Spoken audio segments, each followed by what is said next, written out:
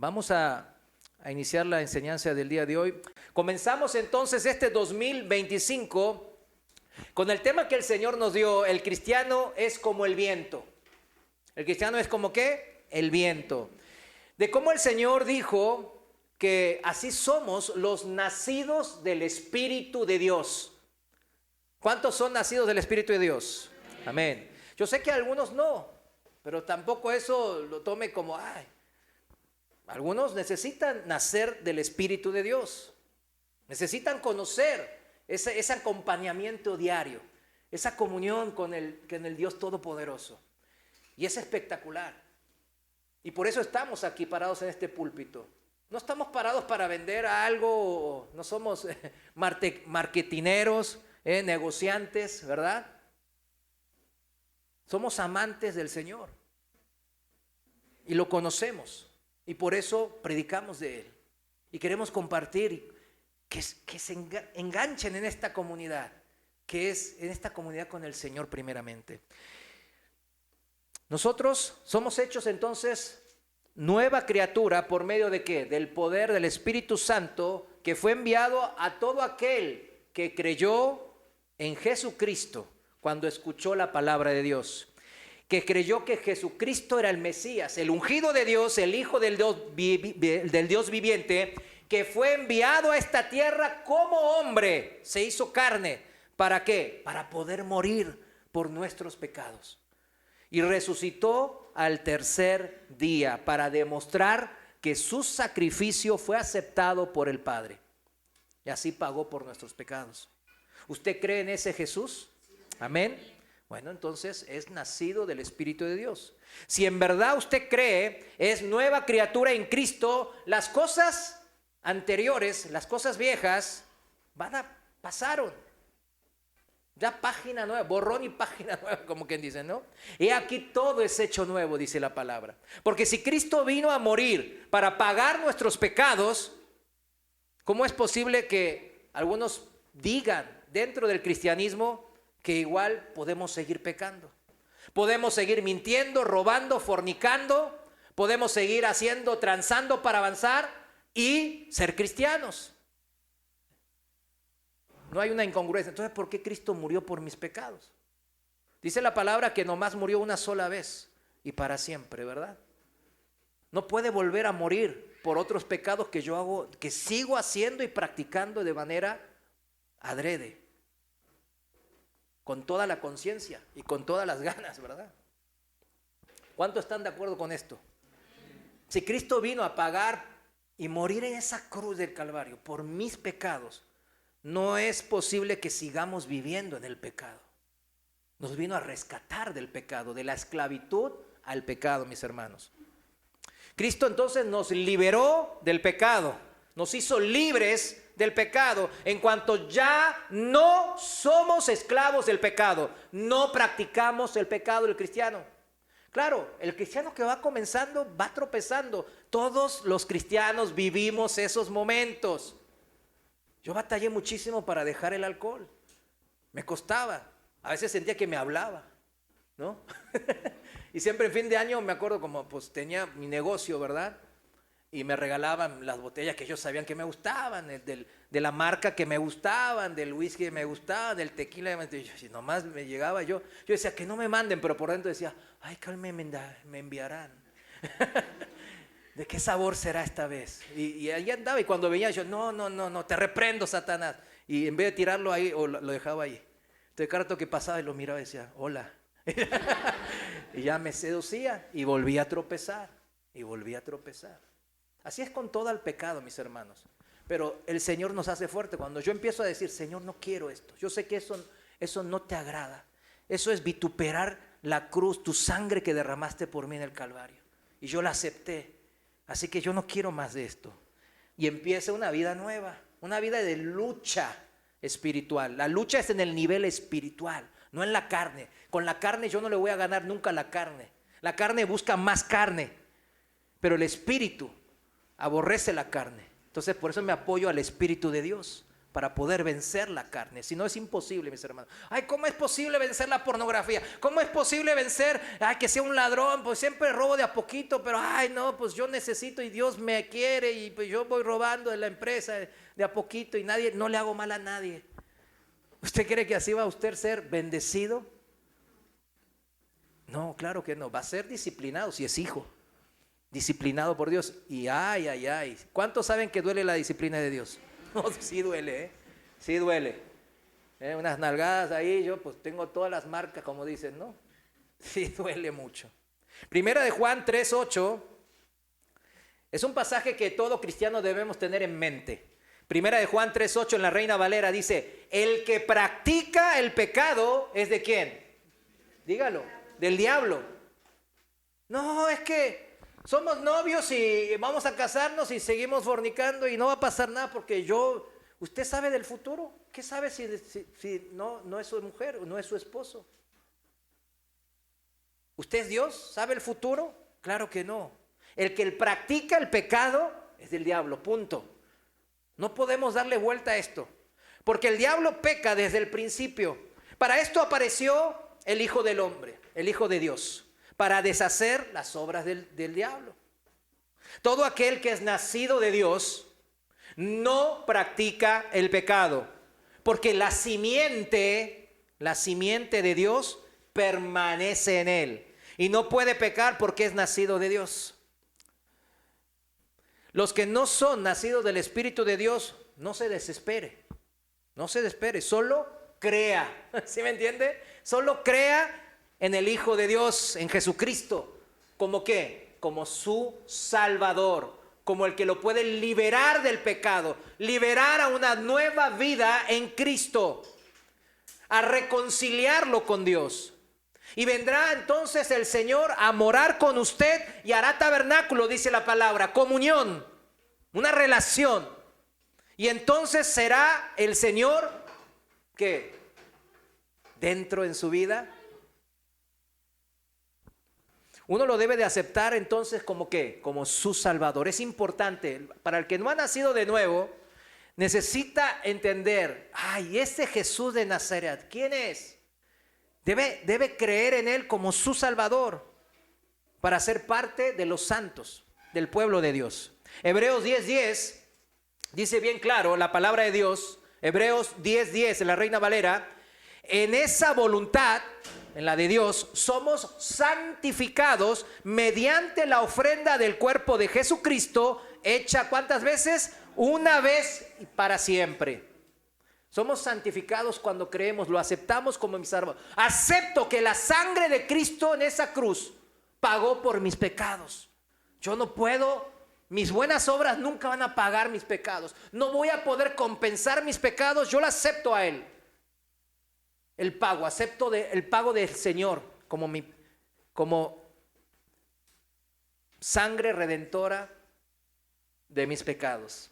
Hebreos 13:12 dice: por lo cual también Jesús, para santificar al pueblo mediante su propia sangre, ahí está, padeció fuera de la puerta, o sea, a las puertas de Jerusalén, de la ciudad, afuera fue crucificado en el Gólgota. O sea, su sangre fue para santificar a todo aquel que en Él cree. O sea, que acepte que esa sangre puede salvarme. O sea, acepte a Cristo como su Salvador. Y luego entonces, ¿qué pasa? Uno nace del Espíritu de Dios y empieza una nueva vida. Comienza entonces la carrera de la fe, lo que el apóstol Pablo denomina la carrera de la fe. ¿Por qué carrera? Porque no es algo que ya está, ya se terminó. Todavía seguimos en esta vida, seguimos en este mundo y debemos de correr esta carrera en este mundo. ¿Carrera cómo quiere? Como no por vista, sino por fe, dice la palabra. Carrera de la fe. Empezar a abrir nuestros ojos espirituales y no confiar tanto en las cosas materiales. El vivir tratando de depender principalmente en Jesucristo. ¿Por qué? Porque Él merece la confianza nuestra. Esa es fe, esa es la carrera de la fe, es el proceso de santificación del pueblo de Dios. Es un proceso, somos hechos santos cuando creemos que Él es nuestro Salvador. Pero después empieza un proceso, la carrera de la fe, que es un proceso de santificación, de purificación, póngale así, de aprender ¿a qué? A confiar en su voluntad, en su capacidad de llevar nuestra vida, de dirigirnos en esta vida temporal hasta la eternidad. Es su buena voluntad, su agradable voluntad, su perfecta voluntad, la que es mejor que mi voluntad. Por eso los hijos de Dios le conocemos como lo que Él es, un Padre bueno, agradable y perfecto. Así lo conocemos. Y en este proceso de santificación estamos dando entonces el señorío. ¿De qué? De nuestras vidas, ¿a quién? A Jesús. Aprendemos a depender de Cristo, a obedecerle más y más. Eso se llama proceso de santificación, mis hermanos. Y eso es ahora, hacemos a Cristo, de nuestro Salvador, también le sumamos ¿qué? Nuestro Señor. Curios. Para salvación necesita usted creer que Él murió en la cruz, que Él fue el Cordero inmolado de Dios. Pero para vivir una vida en santidad, en la carrera de la fe, usted necesita darle el señorío a Dios. Decir, Señor Jesús, tú eres el dueño de mi vida. Así que tú decides en mi vida. ¿Cuántos están de acuerdo con esto? Amén. Es fundamental esto para vivir, es empezar a vivir en las bendiciones de Dios. Aprender a depender de Cristo es crucial.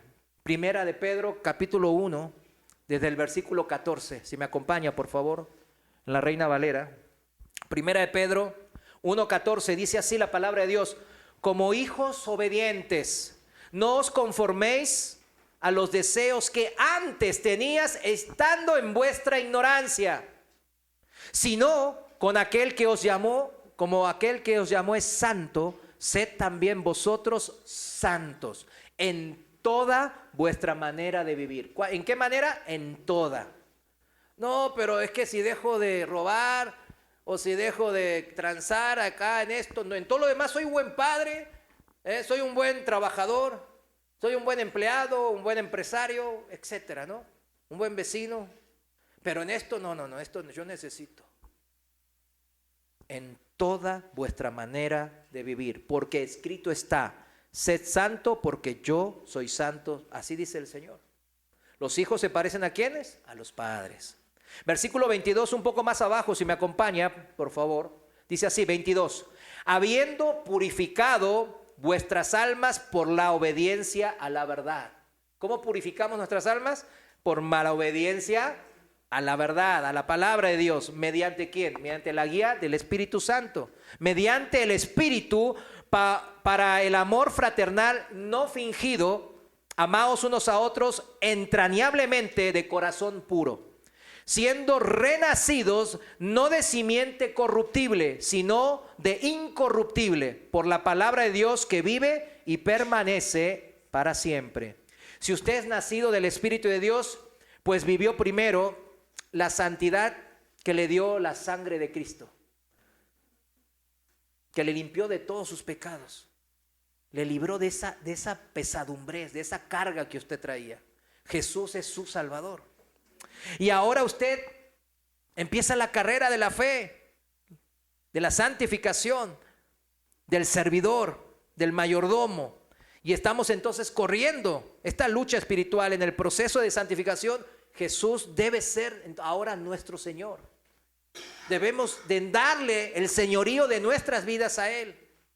No, pues yo voy a hacer esto, yo voy a hacer otro. Señor, si tú me permites, quiero hacer esto.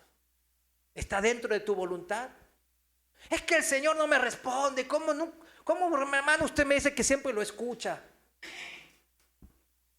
Cuando dos amigos ¿se conocen bien? No, apenas van conociéndose. Cuando dos amigos, después de varios años, como los amigos de la infancia, ¿se acuerdan? Que los vemos ahora de adultos y nos conocen todas nuestras mañas, saben de nuestras expresiones. ¿Por qué? Porque nos conocen bien desde antaño, desde mucho tiempo.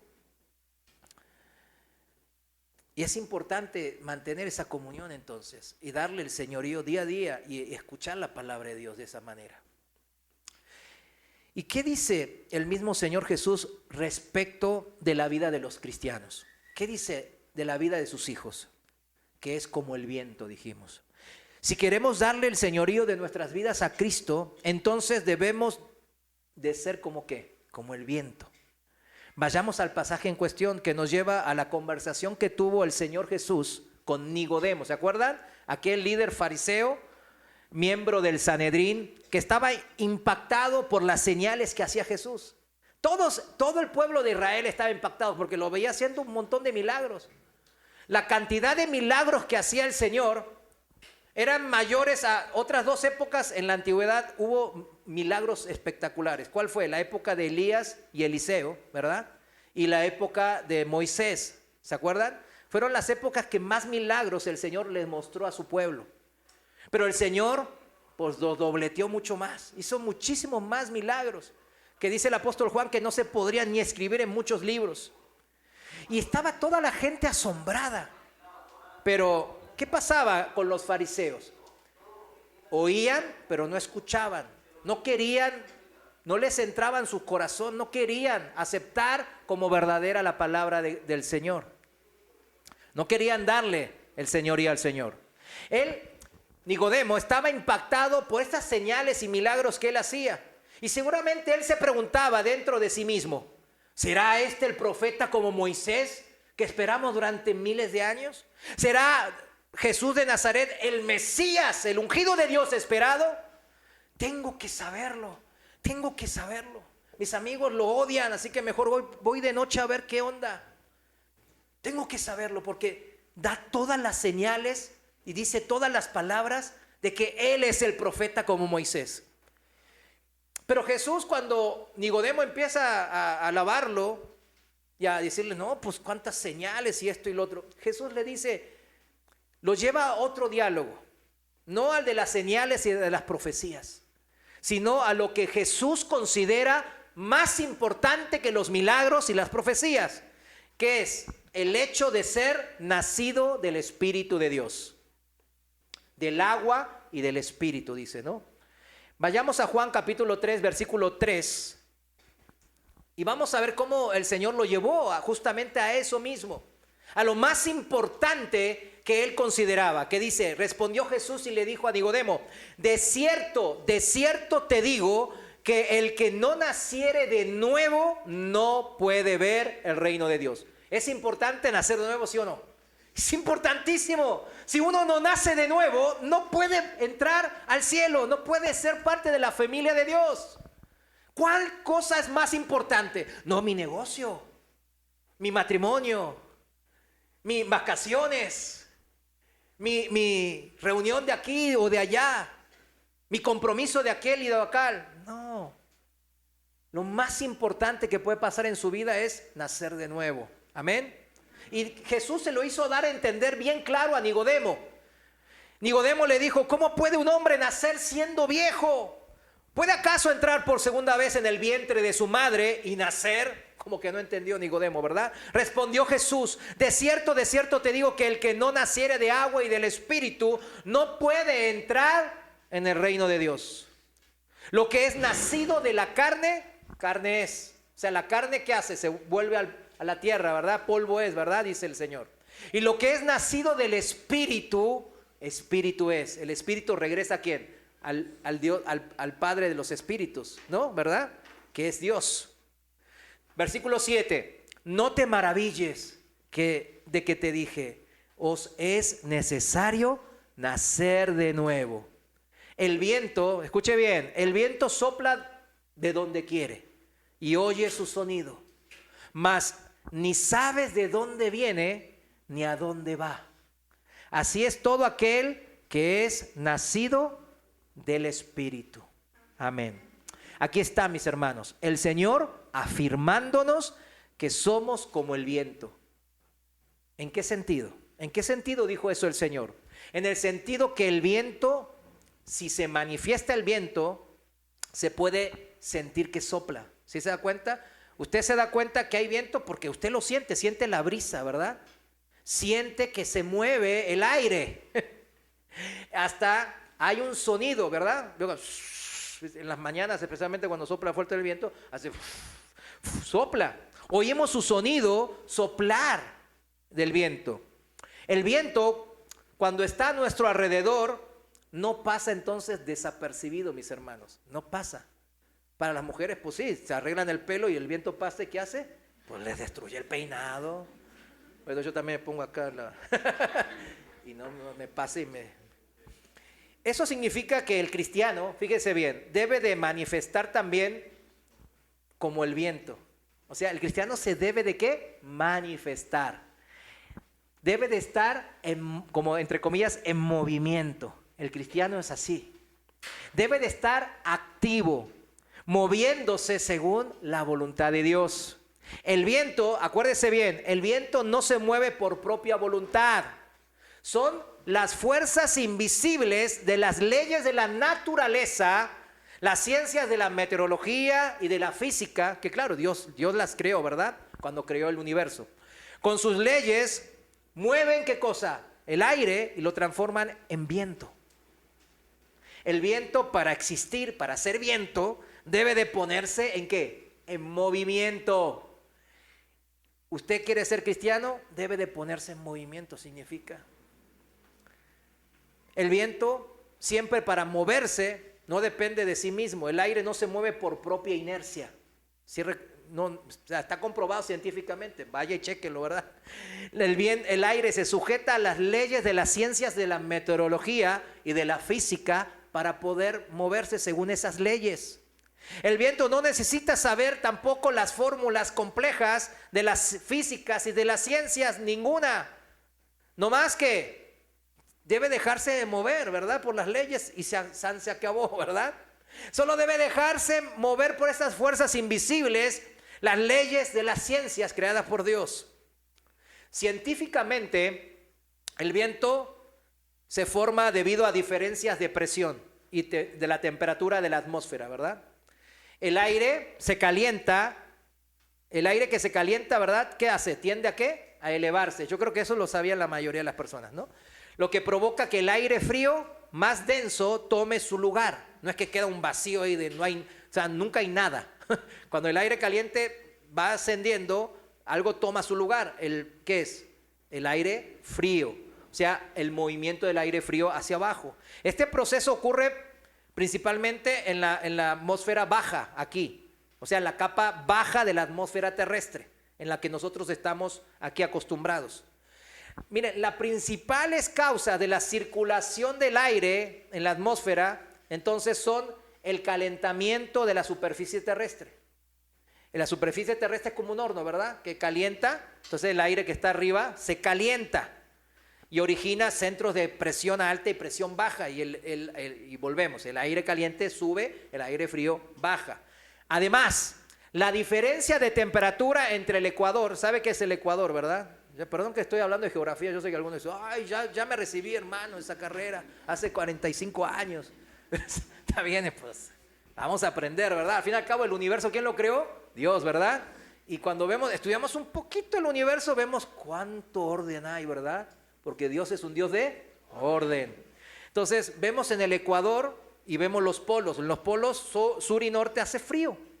Entonces, ¿qué pasa? Influye en la formación de vientos. El aire cálido del ecuador tiende ¿a qué? A ascender y migrar hacia los polos. Y el de los polos, por ende, va a bajar ¿a qué? Hacia el ecuador. La rotación de la Tierra, segundo, hace que también se afecte la dirección del viento. Fíjense, la rotación de la Tierra. Usted sabe que la Tierra gira alrededor suyo, ¿verdad? Rotando. Y eso genera un efecto que hace que el viento se desvíe hacia la derecha en el hemisferio norte y hacia la izquierda en el hemisferio sur. Tercero, la superficie terrestre también influye con sus diferentes elementos. Si hay un bosque, si hay una ciudad, vieron que en la ciudad hace más calor que en el bosque, ¿verdad? Sí saben, ¿no? En las montañas ejercen como muros, no dejan pasar a veces el viento o la humedad, etcétera, y generan diferentes climas. Y los mares también. ¿En dónde se originan los ciclones y los huracanes? Pues en los mares, ¿verdad? Los mares empiezan a calentar y a enfriar y generan ese tipo con las presiones altas y bajas. Influyen entonces en la dirección y en el movimiento del viento. Fíjense, en Eclesiastés 1:6, si me acompaña ahí, Eclesiastés 1:6, Lo voy a leer en la traducción viviente. Dice así, la palabra de Dios dice: el viento sopla hacia el sur y luego gira hacia el norte. Da vueltas y vueltas soplando en círculos.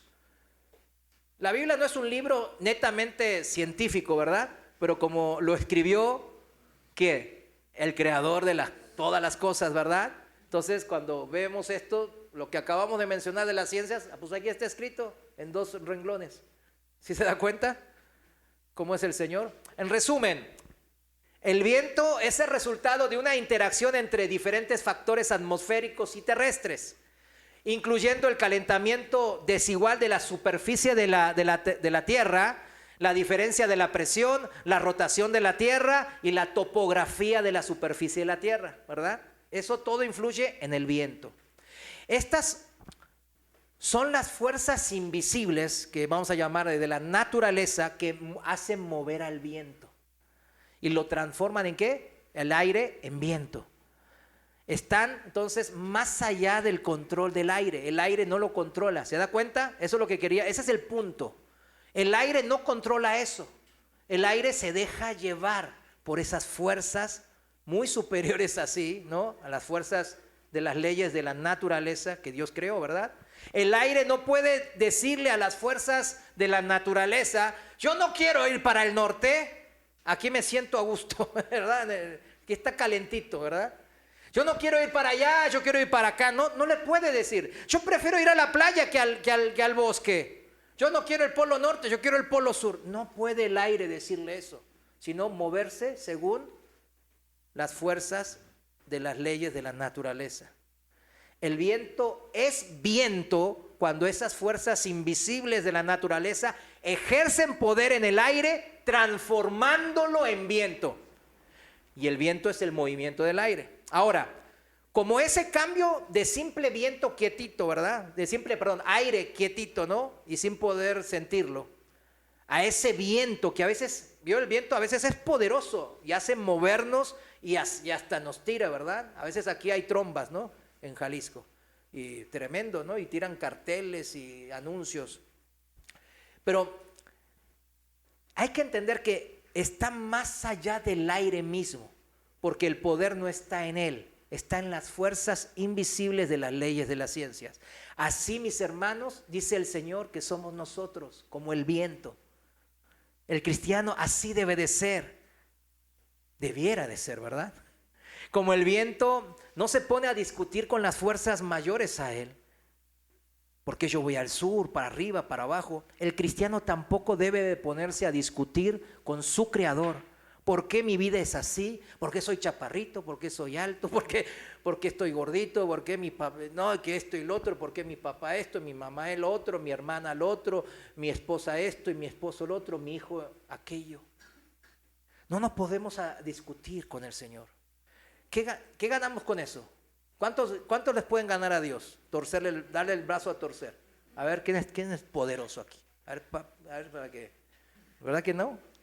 Isaías 45:9 nos dice bien claro ahí cómo debe de ser el cristiano.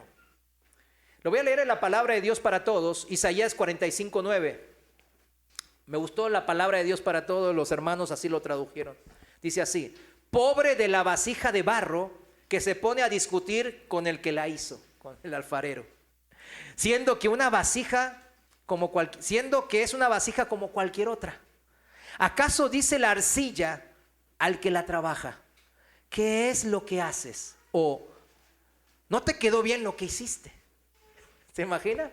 Cuando usted se está quejando de su situación actual, ay, ¿por qué yo soy chaparrito? ¿Por qué estoy tan güerito, tan morenito? ¿Por qué no soy peloncito? Yo qué sé. Usted le está diciendo al alfarero: no te quedó bien el trabajo.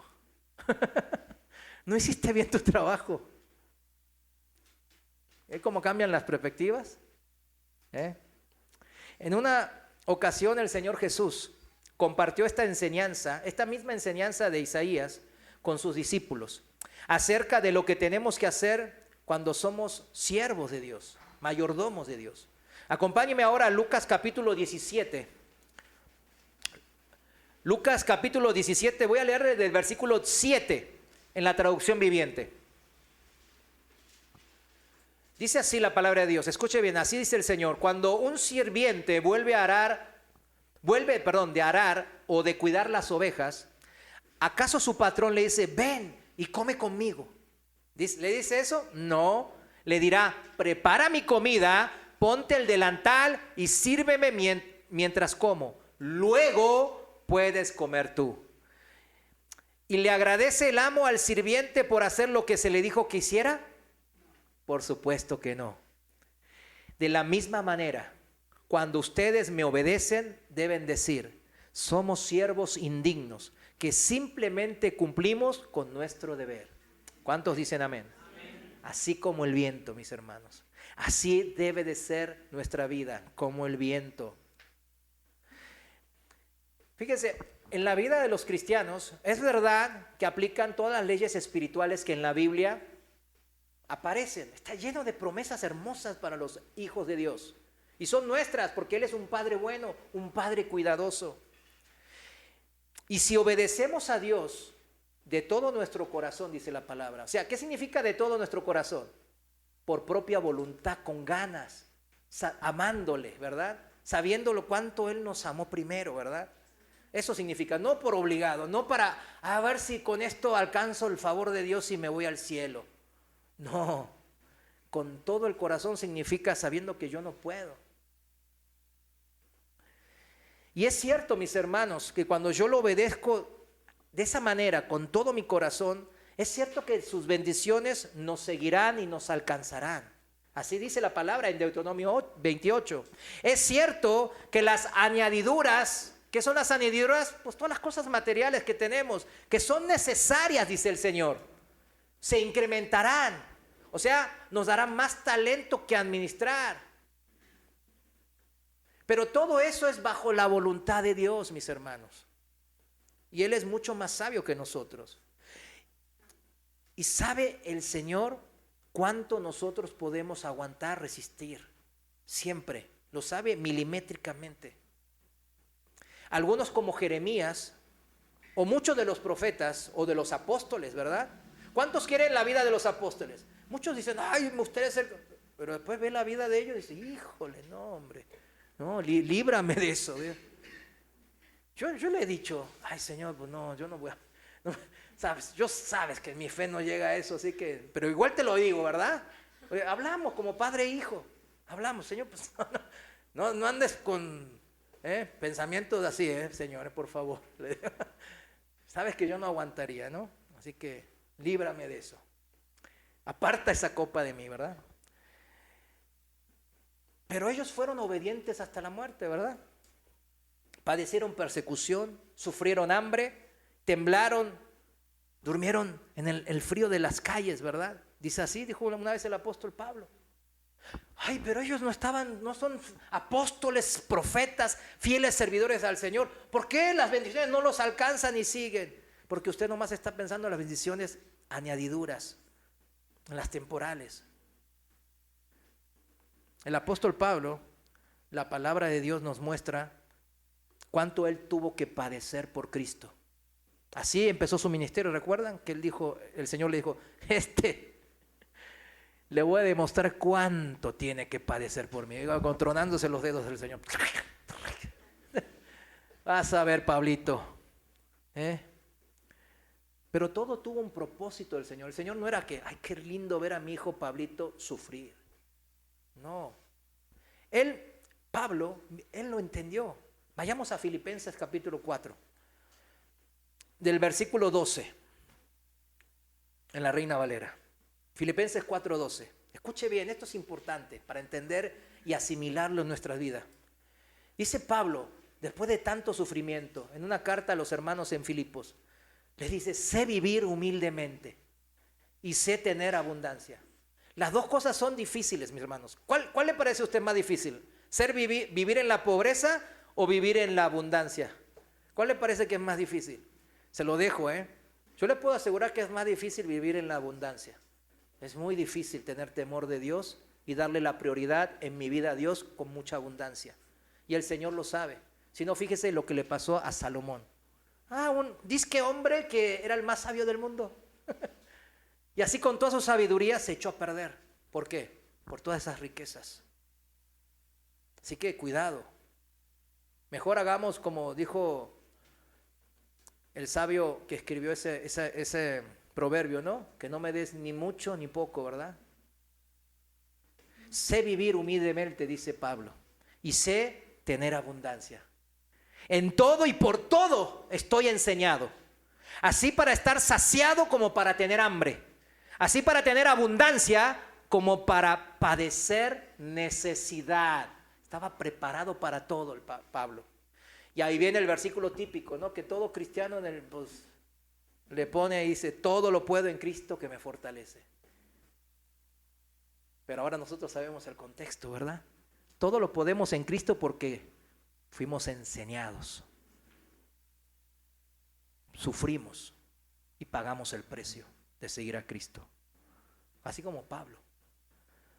No se puede quedar uno solamente con el versículo 13, como muchos malinterpretan esto hoy día. Todo lo puso en Cristo el apóstol Pablo, porque Cristo lo fortaleció. Él aprendió y vivió y se maravilló de cuánto lo fortalecía cuando él estaba en la cárcel. ¿Se acuerdan cuando estaba con Silas?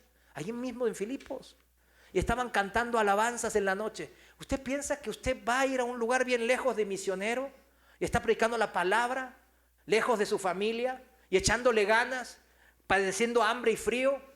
Y su recompensa, entre comillas, es ir a la cárcel, ser calumniado e ir a la cárcel. Le pegaron, lo lastimaron y lo mandaron a la cárcel. ¿Y qué estaba haciendo Pablo y Silas? Cantando alabanzas. En todo fue enseñado. El Señor le enseñó a vivir en la escasez, probando la pobreza, la falta de comida, la persecución, la falta de salud incluso. El apóstol Pablo sí lo entendió, porque fue enseñado, él lo vivió y él confió en Cristo. Segunda de Corintios 1:3, en la Reina Valera contemporánea dice así, Segunda de Corintios 1:3, dice, bendito sea el Dios y Padre de nuestro Señor Jesucristo, Padre de misericordias y Dios de toda consolación, quien nos consuela con en todas nuestras tribulaciones, para que también nosotros podamos consolar a los que están sufriendo, por medio de la consolación con que nosotros somos consolados por Dios. Pablo podía consolar a los hermanos, podía ser líder de la iglesia, podía ser columna y baluarte de esta iglesia entre los hermanos, porque él había padecido, pero padeció, pero también vivió la consolación que Dios trajo a su corazón y a su vida. Y por eso él pudo compartir esa consolación. Uno no puede compartir lo que no tiene. ¿Sí estamos de acuerdo en eso? Yo quiero darle al hermano una ofrenda de amor y le doy una ofrenda en dinero. Pues tengo ese dinero, por ejemplo, ¿no? Ay, quiero darle un servicio, pero ¿cómo voy a servir si no sé cómo servir? ¿Cómo voy a consolar si yo no estoy consolado? ¿Se imagina consolar? Yo estoy todo así con la taquicardia y todo así con los ojos negros y ay, en Cristo somos fuertes, sí, confía en Dios. Y el tipo dice, no hombre, mejor ver psicólogo, me va a decir, estás mal de la cabeza. O sea, no me van a creer, ¿verdad? ¿Por qué? Porque yo no tuve consolación de Cristo. Mas sin embargo Pablo la tuvo y él consoló a muchos hermanos, miles. Y así se formó la iglesia primitiva, mis hermanos. Por Pablos, por los Silas, por los Bernabé, por todos los apóstoles que entregaron su vida en medio de la persecución y la tribulación, pero fueron consolados en todo, dice la palabra, en todo. Pero hay que vivir esa consolación, mis hermanos. Solamente el que vive la consolación de Dios puede entenderla y apapacharla y confiar más en el Señor y querer compartirla a los demás. Híjole, vive esta consolación. Ah, no, pues no tienes ni dónde caerte muerto, hombre, te dicen. Así como la gente nomás ve lo material, ¿verdad? Las añadiduras. ¿Y qué me andas compartiendo tú? Mira, yo tengo dinero, yo tengo esto, yo tengo carro. Pero no tiene a Dios.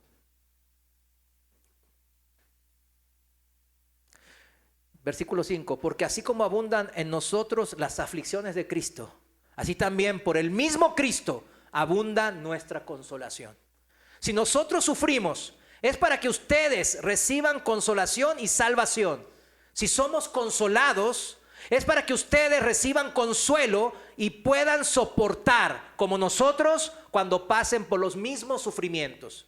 Firme es nuestra esperanza respecto a ustedes, pues sabemos que así como participan en nuestras aflicciones, también participan en nuestra consolación. Amén. Porque es la promesa del Señor.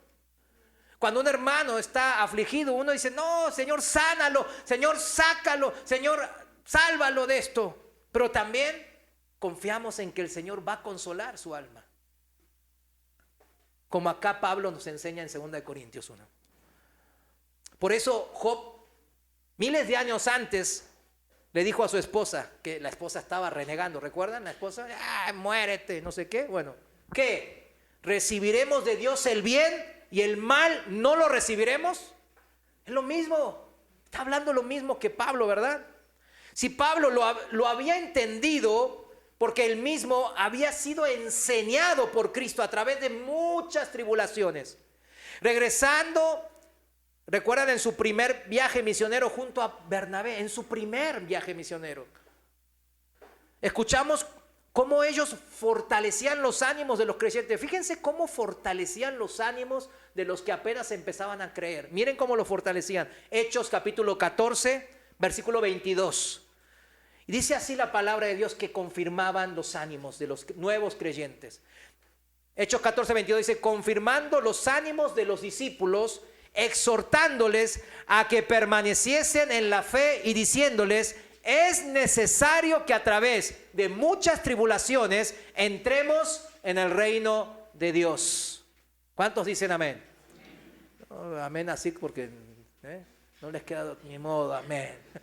De resignado, amén. Ahora, hay muchas iglesias, si un evangelista se pone así como dijo Pablo, ¿verdad? En un púlpito, ¿usted cree que le va a ver bien? Le puedo asegurar que muchas iglesias lo van a sacar a patadas ahí. No, ¿qué andas diciendo? Todo lo puedo en Cristo que me fortalece, mi negocio va a prosperar. Voy a tener más dinero en la cuenta y más cosas, más carros, más casas. Debemos de ser, ¿como qué? Como el viento, como lo fue Pablo y los apóstoles, a donde el Espíritu Santo le enviaba para acá y ellos ¿qué hacían? Iban para allá. El Espíritu Santo decía, no vayas para acá, ve para allá. Iban para allá. No había quejas, no había arrebatos, no había echarse para atrás. En la carrera de la fe no hay peros que valgan delante del Señor, mis hermanos. Debemos de ser como el viento. Recordemos lo que nos dijo el mismo Señor en Lucas 17:10, ya lo leímos. De la misma manera como ustedes me obedecen, deben decir, somos siervos indignos, siervos inútiles, que simplemente cumplimos con nuestro deber. Esa es la manera del cristiano, esa es la manera del viento, y así debe ser con nosotros.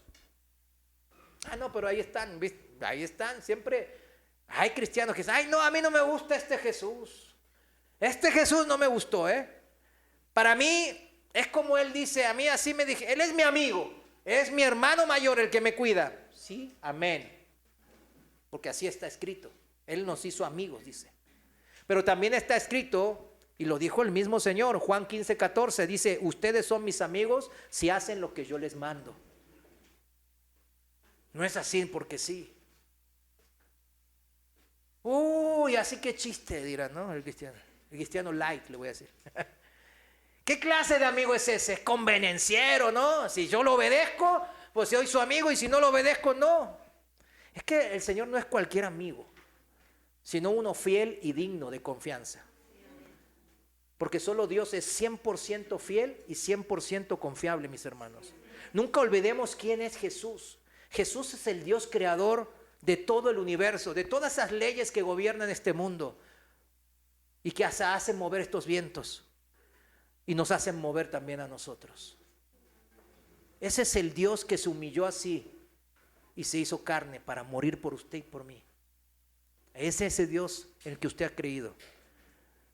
Y esa voluntad que Él tiene para con sus hijos siempre es confiable, siempre es buena, agradable y perfecta para sus amigos, para los nacidos de su Santo Espíritu. Así, en medio de muchas tribulaciones, los apóstoles e innumerables cristianos que no conocemos sus nombres, muchísimos en la iglesia primitiva y hasta ahora, allá en Medio Oriente, en China, en mi país, ahí en el norte, pues están muriendo por nomás decir que son cristianos y no renegar del nombre de Jesús. Son vituperados, son muertos, torturados, y sus familias también. No, nosotros estamos como que comodísimos, ¿verdad? Pero aún hay cristianos que se quejan. Se quejan contra el alfarero. ¿Por qué me hiciste así? ¿Por qué soy así? ¿Por qué no tengo dinero? ¿Por qué mis amigos no tienen muchas influencias? ¿Por qué nomás tengo 5 seguidores en Instagram? Yo qué sé. Toda esa cantidad, millares de testigos que dieron sus vidas en medio de la tribulación, fueron consolados por el Señor, fueron enseñados en medio de la persecución y aprendieron que no depende de las circunstancias en que son rodeados o que les afectan en ese momento en particular, no, sino que depende de su fe, en la confianza que ellos depositan en su amigo fiel y digno de confianza en Cristo, que a pesar de que estoy pasando dificultades, Dios sabe qué es lo que más me conviene, y Él sigue cumpliendo su buena, agradable, perfecta voluntad en mi vida, ahora y para siempre, mis hermanos. Esa es la voluntad de Dios. Muchas veces y mucho más allá de nuestro entendimiento está toda esta voluntad de Dios. No sabemos muchas veces qué es lo que Dios quiere en mi vida, y hay que preguntarle ciertamente. Pero fíjense cómo dice el apóstol Pablo también ahí en Romanos capítulo 11, versículo 33. Lo voy a leer en la traducción viviente. Romanos 11, 33 en la traducción viviente dice así: qué grande es la riqueza, la sabiduría y el conocimiento de Dios. Es realmente imposible para nosotros entender sus decisiones y sus caminos. Pues, ¿quién puede conocer los pensamientos del Señor? ¿Quién sabe lo suficiente para aconsejarlo? A ver, ¿quién? La pregunta, ¿verdad? Nadie. Esto es lo que significa en Juan 3, que dice el Señor: mas ni sabes de dónde viene, ni a dónde va.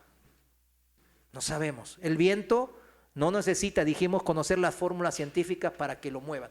Ay, a ver, yo necesito saber todo, ¿eh? Dios, dame todo conocimiento y toda sabiduría. ¿Qué le pasó a Salomón por tanto conocimiento y sabiduría? ¿Qué dijo? Vanidad. Es como perseguir el viento, dijo Salomón, de tanto conocimiento que se llenó. El viento no necesita saber todo. Sí, mientras más conocimiento hay, mejor, más entendimiento, más fortaleza espiritual. Pero el cristiano se mueve por fe principalmente, mis hermanos. Ya el aire fue transformado a viento. Ahora, si el aire es transformado a viento y este se manifiesta, se puede sentir su presencia, se puede oír su mover, dijimos. Como dijo el Señor, el viento sopla de donde quiere y oye su sonido. O sea, se manifiesta el viento se escucha, el viento se siente.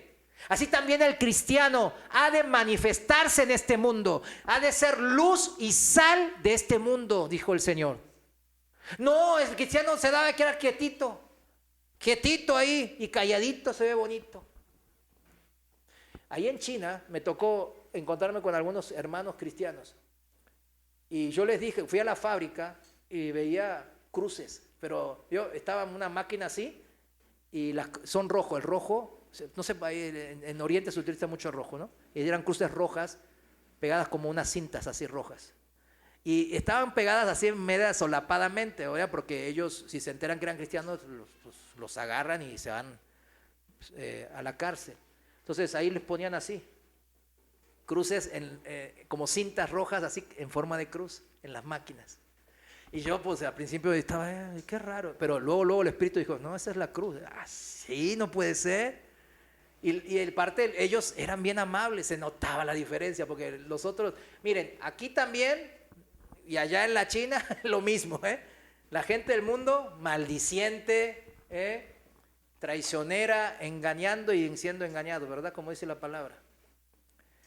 Pero ellos no eran bastante, decían la verdad, trataban de hacer las cosas bien. Y yo decía, no, pues sí, vio eso y digo, ustedes son cristianos. Y el tipo dice, ¿cómo te diste cuenta? Me dice. Ya le dije, no, pues las cruces. Son muy obvias. No, me dijo, ven para acá. Ya me llevó ahí, aparte a su oficina. Y me dice, no, sí, que necesitan Biblias. ¿Usted cuántas Biblias tiene en su casa? Pues yo tengo muchas, ¿verdad? Ellos me decían que necesitan Biblias. Y yo sin saber nada, al principio en el segundo viaje les llevé un par de Biblias. No, hombre, estaban llorando de alegría. Ay, gracias.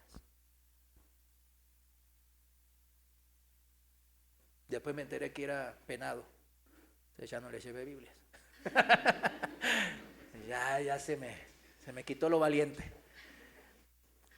Ya le dije al Señor, Señor, no tengo tanta fe, pues no puedo y ya no lleve más. Pero bueno, el cristiano debe de manifestarse, mis hermanos. No ha de quedarse quieto. Esos hermanos siempre iban y hablaban, predicaban la palabra.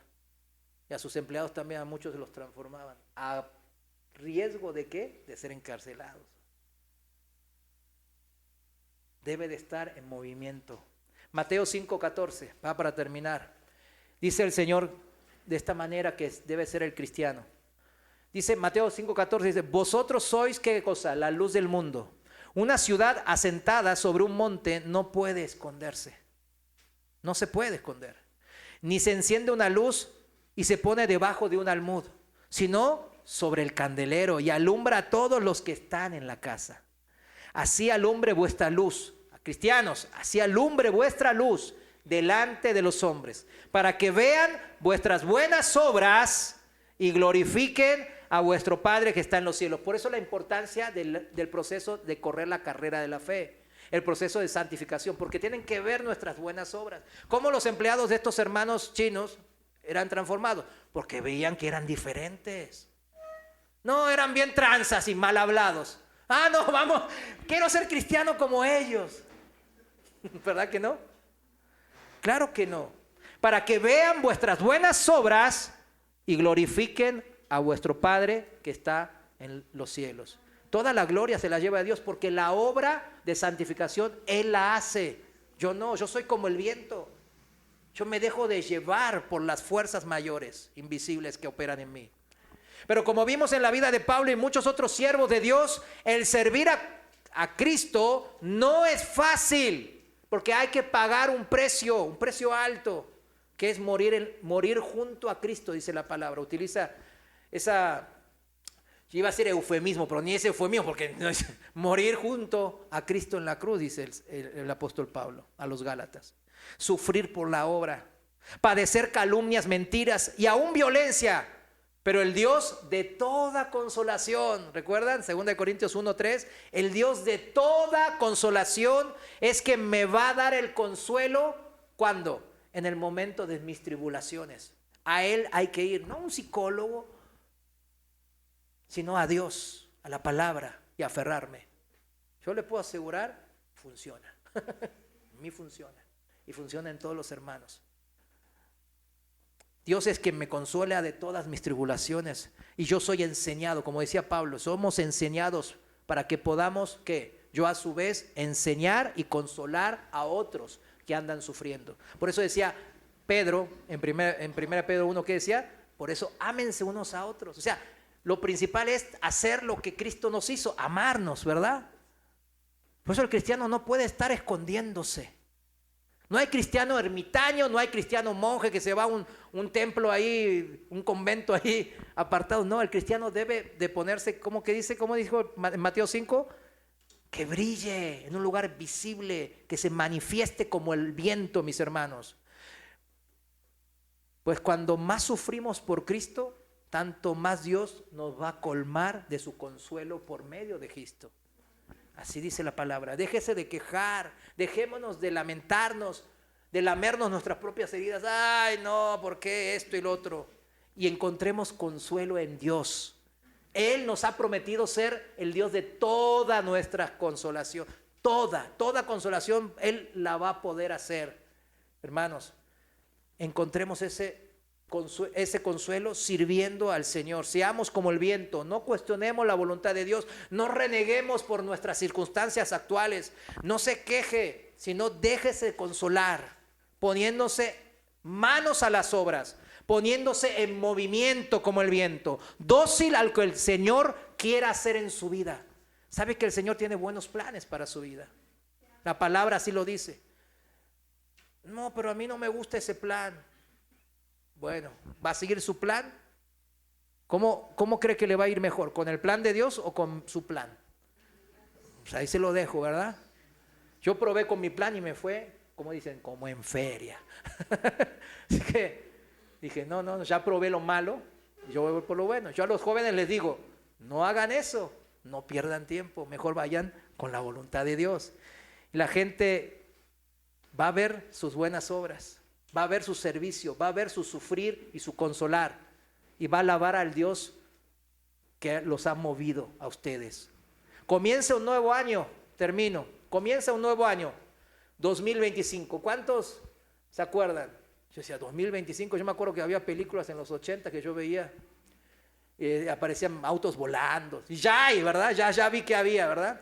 Y no sé qué, y todos así, con ropa tipo de astronauta, ¿verdad? Y aquí estamos, 2025. Usted y yo tenemos propósitos.